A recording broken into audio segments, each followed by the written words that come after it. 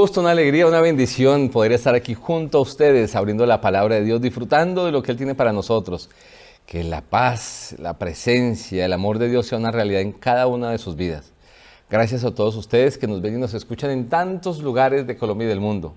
Es un gozo volver a estar con ustedes, estar aquí en este programa, este espacio de profundización de la palabra de Dios. Este es su programa Lecciones de Esperanza. Y para esta ocasión tenemos a un invitado que será de gran bendición y de gran utilidad para todos nosotros para ayudarnos a ampliar algunos conceptos que encontramos en la Biblia muy importantes para nuestras vidas. Les habla a usted del pastor Milton Jara. Pastor Jara, gracias por acompañarnos, un gusto tenerlo aquí con nosotros. Pastor Gabriel, muchísimas gracias por la invitación y por darme esta oportunidad de compartir algunas ideas, algunos conceptos que sin duda hemos abordado y que serán de refuerzo para profundizar un poco en los conceptos de esta semana. Así que una vez más, muchas gracias. Así es, para los que tal vez no lo conocen, el pastor Jara trabaja en nuestra Corporación Universitaria Adventista como docente, pero también ahorita está a cargo de unos procesos, ¿no? Sí, de la parte curricular y pedagógica de la institución.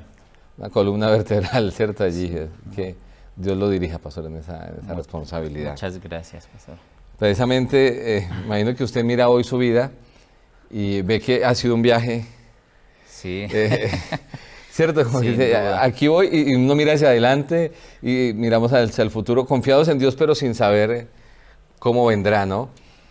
Pastor, para esta temporada tenemos algunos temas que serán de muchísima bendición, de mucha relevancia, ya que el dolor y el sufrimiento es algo que nos atañe a todos, lo queremos evitar, pero de manera indiscriminada toca cuando menos pensamos la vida de todos nosotros y tal vez alguien que nos ve o nos escucha está pasando por algún momento de dificultad. Pastor, ¿cómo podemos de pronto darles un abrebocas a ellos de lo que será esta temporada? Sí, esta temporada es interesante.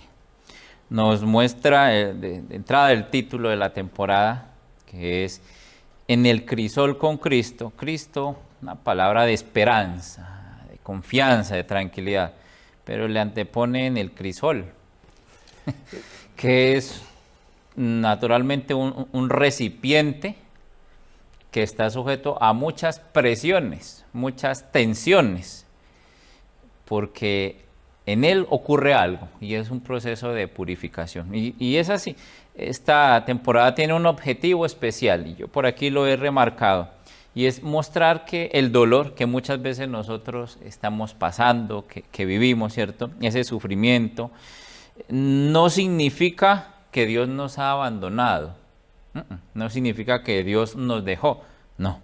Lo que significa es que, o nos recuerda, es que nosotros estamos sujetos a esta naturaleza caída. Pero hay un asunto interesante, y es la esperanza. Amén. Y dice que la diferencia es que, aunque somos creyentes y estamos en esas dificultades, tenemos la certeza que vamos a salir victoriosos. ¿Y por qué? Porque Jesús, su gracia, está en nuestras vidas y nos sustenta. Así que puede ser la prueba más fuerte, más grande. Hay esperanza de salir adelante porque estamos en el crisol con Cristo, con Jesús. Amén, pastor, y gracias por eso. Ahí está ese dolor a raíz de nuestra naturaleza, de nuestros errores, pero aparece entonces esa esperanza. Yo veo algo, pastor, que usted tiene allí como buen profesor, como buen didacta. Cuéntenos de qué se trata eso. Bueno, este es, lo llamamos así, como un crisol autóctono, por decirle de una forma. En este recipiente, bueno, voy a mostrar un poquito por acá, tiene muchas huellas de quemadura, voy a llamarlo en ese término, ¿sí? Son bastantes y es muy gruesa la base, ¿cierto? Sus paredes son tanto gruesas, muy rústico acá, pero en su interior, no sé si se le alcanza a ver el brillito, es liso, es muy liso. ¿Por qué? Porque se necesita que lo que ocurra aquí adentro no se vaya a mezclar con la sustancia, masa, se vaya a regar al recipiente, sino que se contenga ahí, ¿cierto? Es un tratado especial. Esto sin duda fue llevado a mucha presión bajo fuego, porque tenían que hacerse un proceso de purificación, y justamente es eso lo que hace un crisol. Permite fundir, quemar, calcinar la materia que va a impedir la purificación de esa sustancia que se quiere sacar de ahí.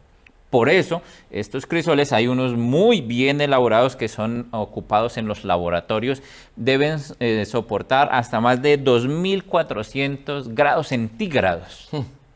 Así que eso es una temperatura inimaginable. Tenemos 37 grados y ya estamos sofocados en 2400, y eso debe soportar acá, para quemar todas las impurezas y dejar lo puro, lo que se desea traer. Y eso es el crisol, y este lo hemos encontrado, este es de una comunidad indígena acá, de nuestro país, de Colombia, y lo quise traer como para poder mostrar un ejemplo, algo de imagen de lo que significa el crisol, qué pasa ahí dentro. Y eso es lo que vamos a ver en esta orientación de estos días, de este tema. Así es, pastor, y mire que vamos por la vida recorriendo ese camino y vamos creciendo, aprendiendo, puliéndonos, algunos mejorando y, como se dice, purificándonos, otros, bueno, les cuesta ese proceso de hacer cosas para mejorar, ¿no? Sino que simplemente quieren hacer lo que les parece, aun cuando saben que eso que están haciendo no les aporta. Un ejemplo sencillo, a veces gente que consume alcohol o consume tabaco, que sabe que le hace daño, que sabe que no es beneficioso, que es consciente de las consecuencias negativas para ellos, pero que aún con eso continúan en su proceso de consumo, otros, cierto, con mentiras, con otras situaciones sociales que también saben que no le generan el respeto, el cariño, seguridad en la familia, pero aún así continúan en eso. ¿Usted quiere mencionar algo? Sí, a veces como que nos gusta estar en el crisol y permanecer ahí. Y usamos refranes para a veces nosotros decir por qué estamos ahí. No, es que, no sé, como que me la tienen a mí, ¿cierto? Al rojo vivo, ¿cierto? Y hasta mencionamos otras cosas. No es eso. Es que en muchas ocasiones, como muy bien usted mencionaba, Pastor Moreno, es que nosotros no queremos dejar que eso que está impidiéndonos, estamos en el crisol, pero quiere esa sustancia, esa materia mala salir y no dejamos. Nos aferramos. ¿Por qué? Por alguna presión social, por alguna parte sentimental, por algún hábito negativo, y eso prolonga nuestra estadía aquí en el crisol y sufrimiento muy extenso, que no es necesario.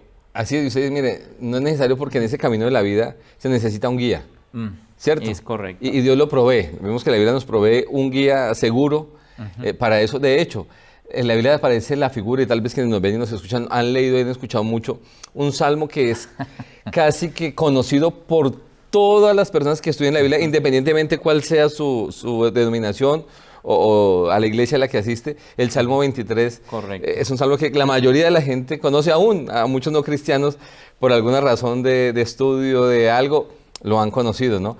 Pastor, ¿por qué es tan importante la figura del pastor? Porque aparece no solo en el Antiguo, en muchos pasajes, sino también en el Nuevo Testamento. ¿Por qué es tan importante la figura del pastor en la Biblia? Uno de los salmos favoritos por muchos, ¿no?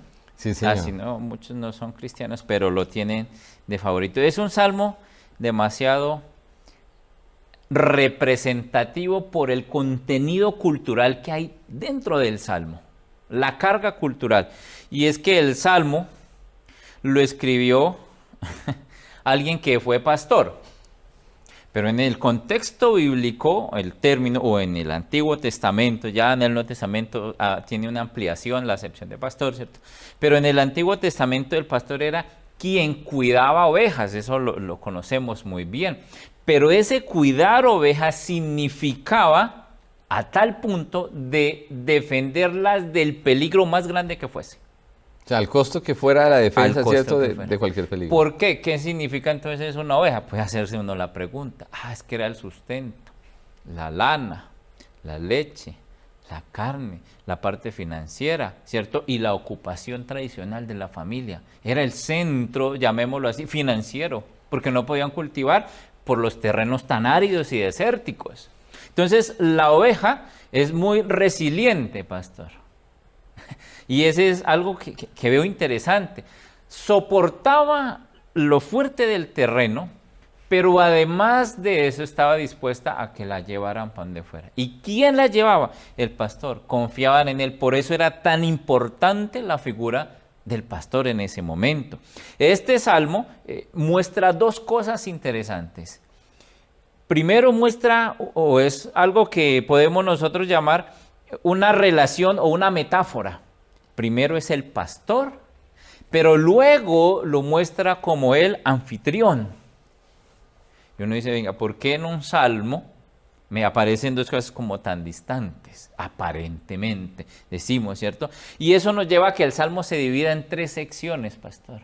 Y ahí es donde todos nosotros, sin duda, mis apreciados, hemos nosotros visto la orientación de Dios. 1, ese salmo nos muestra el presente de nuestra vida.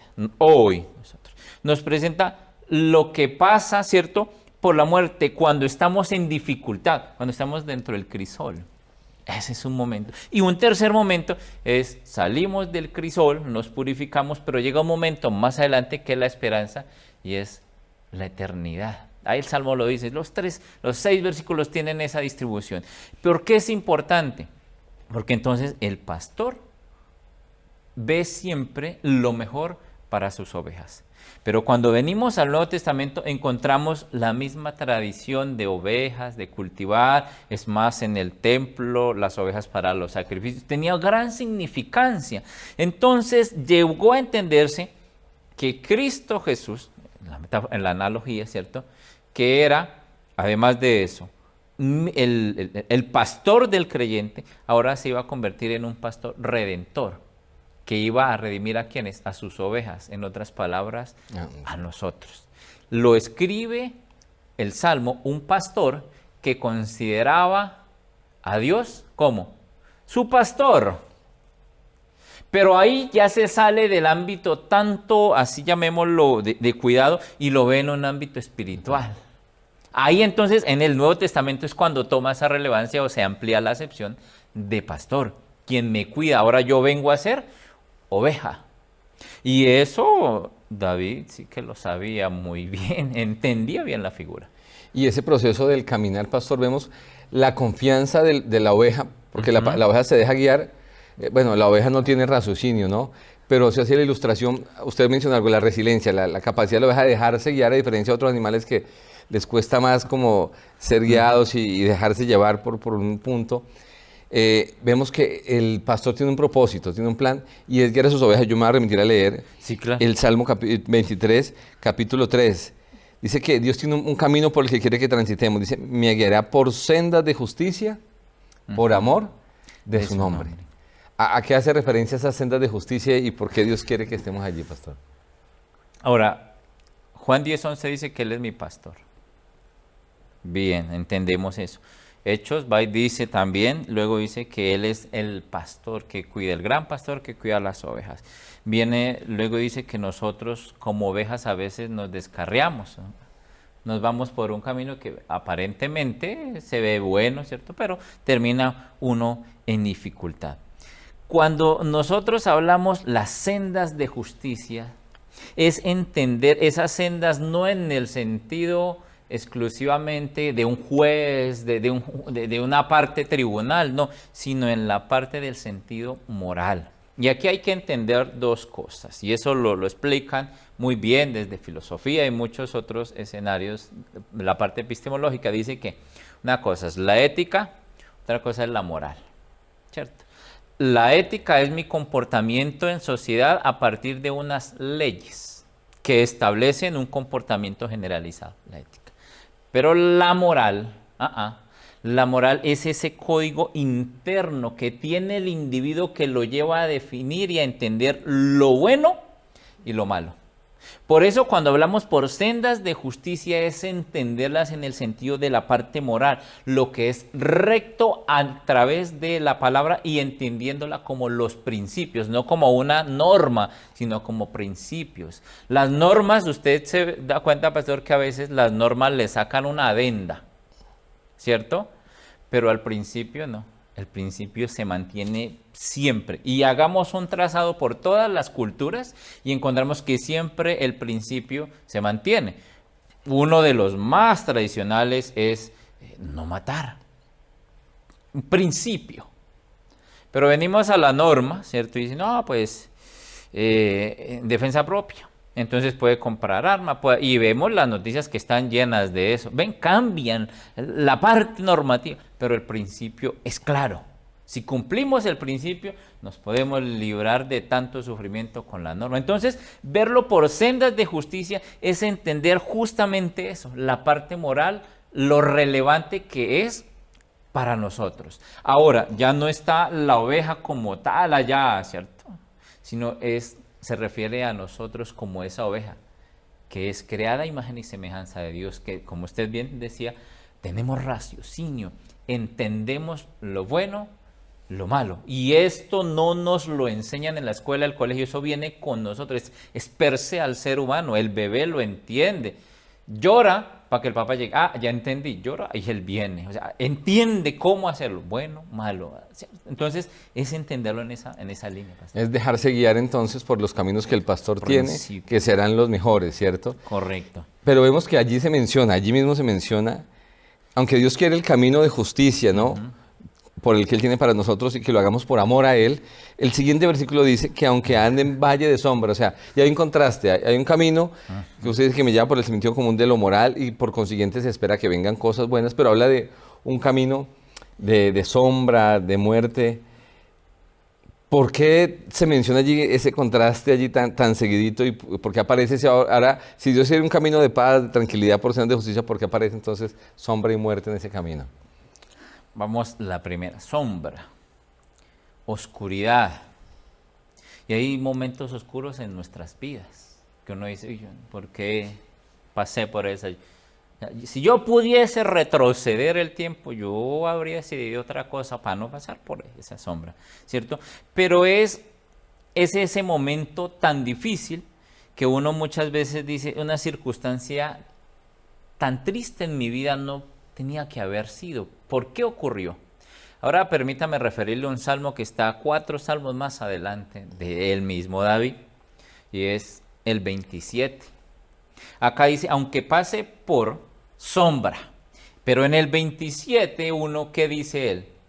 Jehová es que mi luz. Ahí no dice, no, acá dice, Él es mi luz. Mi salvación. Pero además de ser mi luz, es mi salvación, que es la segunda parte del versículo que usted me acaba de mencionar, el versículo 4.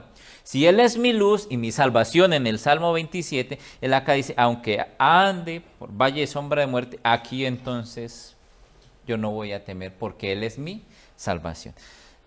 David era especial, era un hombre que de verdad su mente la dejaba guiar por el Espíritu Santo. Y él lo que nos escribe es que en muchas ocasiones, aunque nosotros verbalizamos y decimos, Él es mi luz, mi salvación, muchas veces no lo vivimos. Y Él dice, yo te estoy invitando a que dejes la sombra, ¿cierto? Y aunque esté en dificultad, no se angustie, porque Él está contigo, Él es tu salvación. Él va a llevarte siempre por buen camino.